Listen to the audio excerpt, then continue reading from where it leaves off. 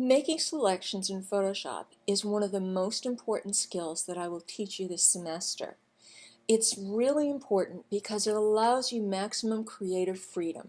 You'll be able to composite images together. You'll be able to take a person off of one background and put them on another background. You'll be able to take part of the image and blur it to make it less of a focal point, to bring the focus right into that area that you want it to be in. You'll be able to select part of an image in order to change the coloring on that part of the image. Hugely important.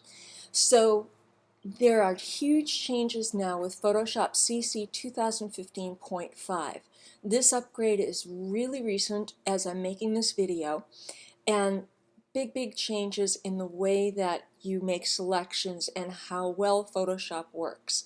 It's a big improvement, and it seems to work so much better than previous versions, which work so much better than anything prior to CC. If you're still working with CS6 or previous to that, this will not work at all for you. You're going to be stuck with some of the older selection processes. You can look at the quick selection pre-CC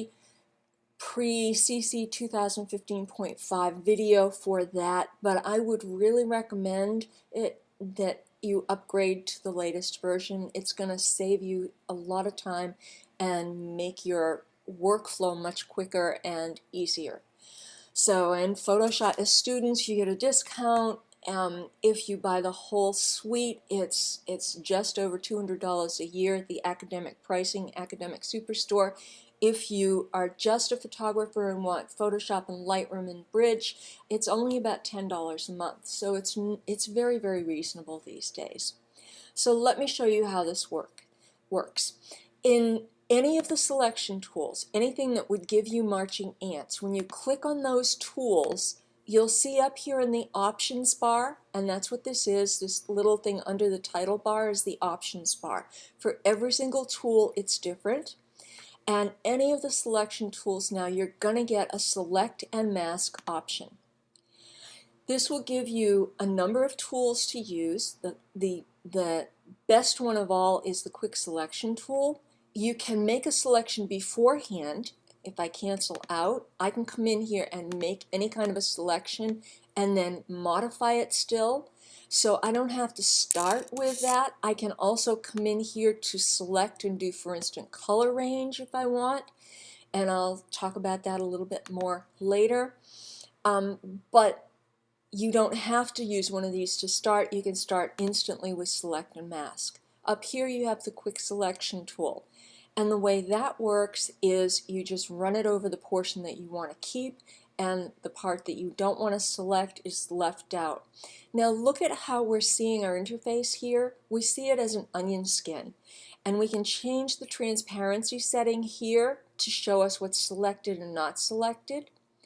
So if I leave it around 20%, which seems to be the one that pleases most people, I'm going to make my brush a little bit bigger, and I'm just going to brush inside of her area, the part that I want to keep. I'm going to stay away from, it's clicking everything now because those are fairly similar colors. So when it does that, just use your Option on the Mac or your Alt on the PC and run over the edges of her hair. And you notice I'm coming in to her hair wherever there's background, right here for instance, wherever there's background showing through, I want that part not to be part of my initial selection. So I want to come in here, get rid of that, get rid of that, get rid of that. Okay, and I can come in here and just do a quick little click to bring those pieces back in. Okay, so that's our initial selection. Those are the easy parts, the parts that are really solid.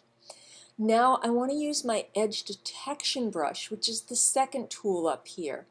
I like to have a little bit of a soft edge on that possibly, so I'm going to bring that setting down. And your size, the smaller it is, kind of the more picayune it gets. I don't need it to be that small at this point, so I'm just going to leave it where it is. So I'm going to run over the edges of her hair now and let it, oh no, sorry, I'm in the top one again. Let me go back. Okay, come back here and run over those edges with the edge detection brush. and you can see how it's picking up some of those little fine hairs at the edge, the wispiness. Let me go over this and you can see that's a really good example there. Okay, even those nice little hairs at the edge there. And right there, get a nice fall off. You can make the brush larger or smaller if it's not working really well for you. We have an edge detection setting in there if you think it might pick up some more stuff, you know, might get a little bit more detailed. Can you see how it's, actually if I zoom in here, as I come in, it's starting to go into the hair a little bit more. And I don't think we even need to go into this right now, but you can, it's WYSIWYG, what you see is what you get. So you can play around with that smart radius kind of setting and see if that works for you. Okay, I'm going to close that just so it's out of our way. Then we have global refinements here, which means it's going to affect the entire selection. This one's smooth, so if you have something that's got a very curved edge, you may want to add just a little smoothing to that. It gets rid of a little bit of the jaggies. We can feather something. Photoshop does a really good job now of cleaning edges and keeping them very nicely cleaned, but if you think the edges are a little too hard, a little too brisk for your composition, here's where you can go in, and something like this, I would put in a very tiny feather, if any at all, so a 0.3 to a 0.5. And if you wanted the contrast to change, you can see how as we up the contrast here, it brings a little more definition to the darker hairs. So I'm just going to bring that up just a tiny, tiny bit. Shift edge, if you put in a positive number, it's going to make the selection bigger by that many pixels. If you put in a negative number, it's going to make the selection smaller by that many pixels. So if I tell it to shift edge by -1 pixel,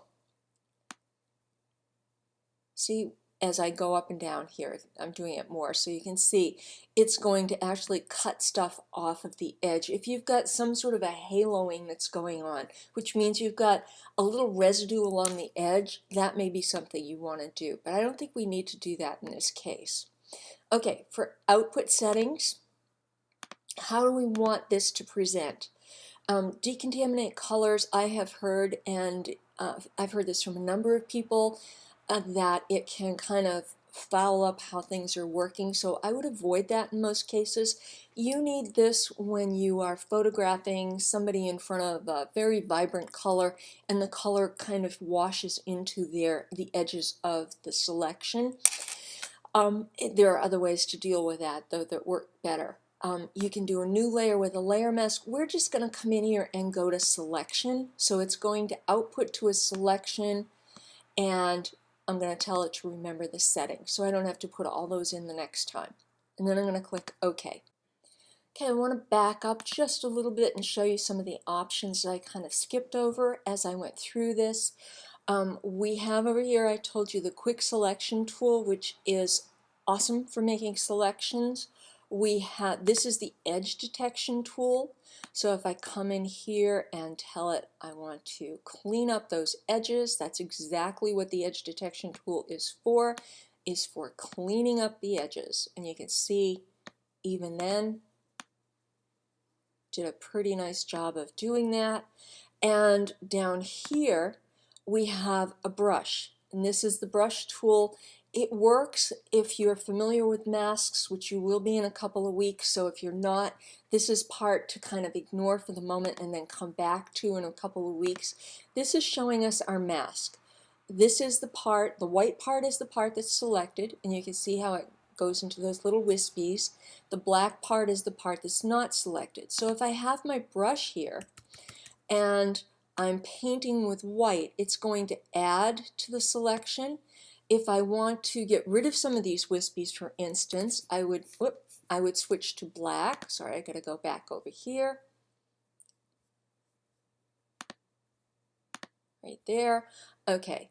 I want to click right here on the minus to paint with black, And that way I can go in here and get rid of some of those wispies. I'll zoom in so you can see. So if I wanted to get rid of some of those wispies. Also remember the hardness. The brush can have a feathered edge or a little bit of a soft edge, which makes it look a little bit more natural in a situation like this. So there I go with smoothing out some of the wispy hairs if I want to. Now I don't want to flatten out her entire hair, but there are times when you have just one or two stray hairs and you've got a very smooth style and you would want to do that. I also have a lasso tool in here, so if I wanted to come into this area, for instance, and tell it that I want to add to the selection there, right there is to add, that's to subtract, that's the intersection of the selections. And I can zoom in using the zoom tool, and I can move around using the hand tool if I'm zoomed way in and can't see the whole thing. So those are the tools on the left hand side. These are your view modes over here. This is how you're looking at it. I can look at it on layers. That shows me the layer beneath. So if I have a background that I'm working with, I can see how good it looks on the new background right away. This is the mask mode that shows me the selection in black and white. All right, so this is just a selection shown differently than in marching ants. This is the same exact thing as marching ants, but just viewed differently. This is on white, and the reason it doesn't look white is because I have the opacity down, but you can see if I'm going to put it on white, I want to put the opacity way up to 100% to see how it will look on white. Same thing with black. Right there, that's how it would look on black. So you can see over here, if I were putting it on black, I might want to deal with this a little bit more carefully.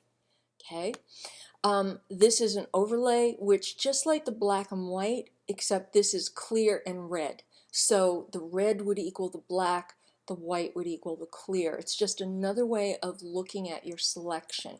It's the way we would look at it in quick mask mode, which we'll talk about in the future as well.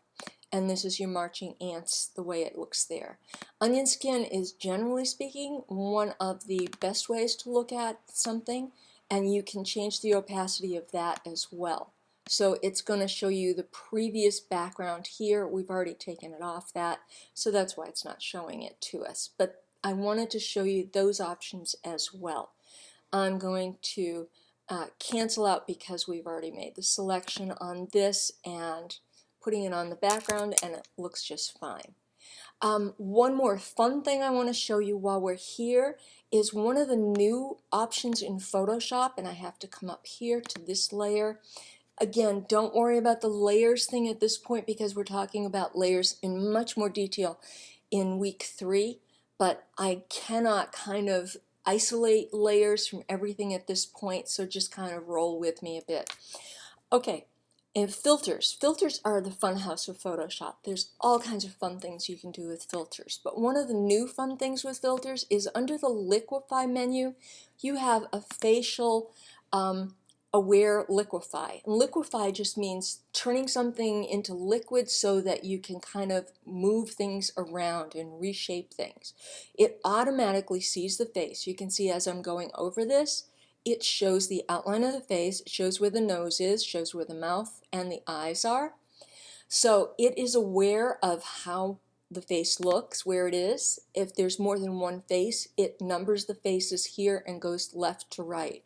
So I can change, by these sliders, I can change the eye size. She's a little squinty, so I can change her eye size. I can make her eyes open up. I can change how high the eyes are.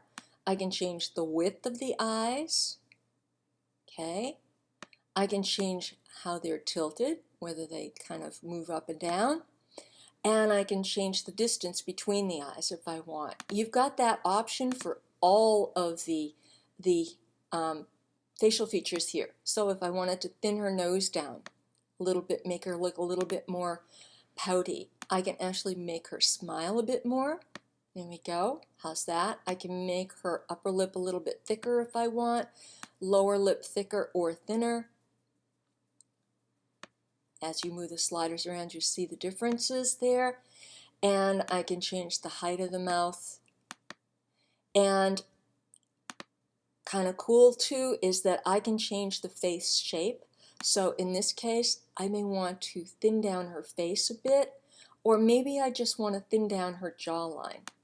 Come in here and thin that down and leave her face a little bit wider.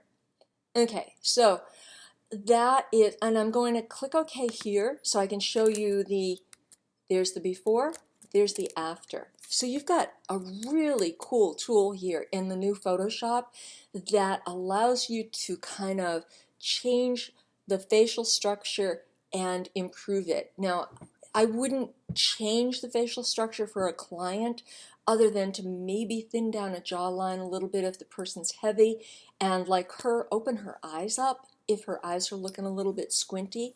That's a huge difference in her eyes. She looks very squinty there, and then I added a little bit of a smile. So it doesn't really change the way she looks all that much, but it's a great tool to have, and it's a lot of fun to work with. And if you're working with models, you can really change the way a model looks and make her look very, very high fashion. So that's a really fun little tip that I wanted to add on at the end here.